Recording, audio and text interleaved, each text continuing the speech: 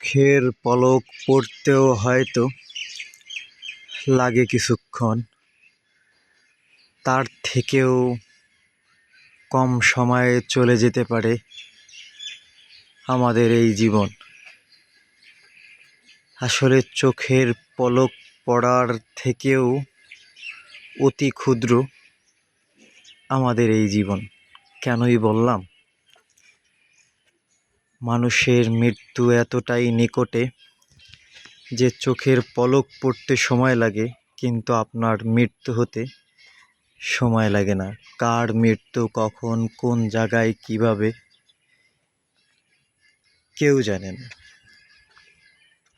তবে মানুষ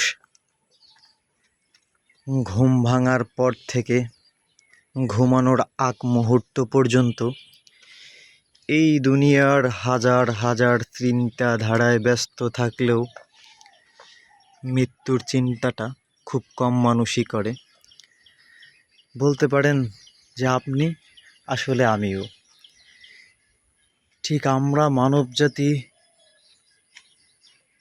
পৃথিবীর এই দুনিয়াবি চিন্তা নিয়ে ব্যস্ত থাকলেও মৃত্যুর চিন্তাটা খুব কমই করি।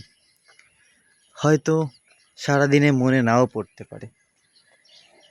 আসলে দুনিয়ার চিন্তায় মগ্ন থাকা, সেই চিন্তাধারার যা কিছুই থাকুক না কেন, সেগুলো এই পৃথিবীতে আপনার পূরণ হোক বা না হোক, সেই ইচ্ছাগুলো পূরণ হোক বা না হোক,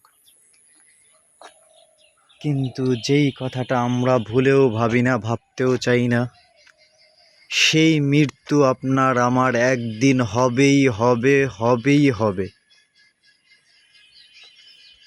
কারণ আল্লাহ তাআলা এই পৃথিবীতে আপনারে আমারে পাঠাইছে শুধু ক্ষণিকের সময়ের জন্য।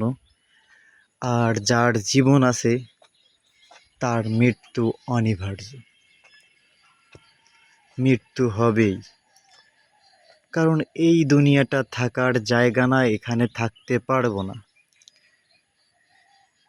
তাই মৃত্যুর কথা স্মরণ করার জন্যই আমি যখন এইখানে আসি, এই বরিশাল গুরুস্থান রোড, তখনই সময় পেলে, সুযোগ হলেই এখানে একটু ঢুকি। আজকেও একদম সকালবেলা আসলাম, তাই ভাবলাম যে একটু ঢুকি, একটা ভিডিও করি। আর আমার কথাবার্তা যদি আপনাদের কাছে খারাপ লাগে তাহলে অবশ্যই বলবেন। তবে আমি যতটুকু বলার চেষ্টা করি সত্যি এবং বাস্তব। ওই যে একটা কথা আছে না, নদীর এপার ভাঙে ওপার গড়ে, এই তো নদীর খেলা, সকালবেলার ধনী রে তুই, ফকির সন্ধ্যাবেলা।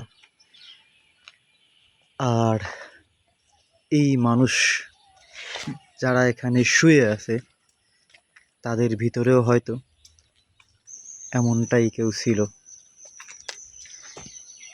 ধনীর, গরিব, যে যে জাতির মানুষই হোক না কেন, তার মৃত্যুর স্বাদ গ্রহণ করা লাগবেই। তাই আমিও একদিন মরে যাব, সেটা উপলব্ধি করার জন্যই এই জায়গাটায় আসি। ভালো থাকবেন, সুস্থ থাকবেন।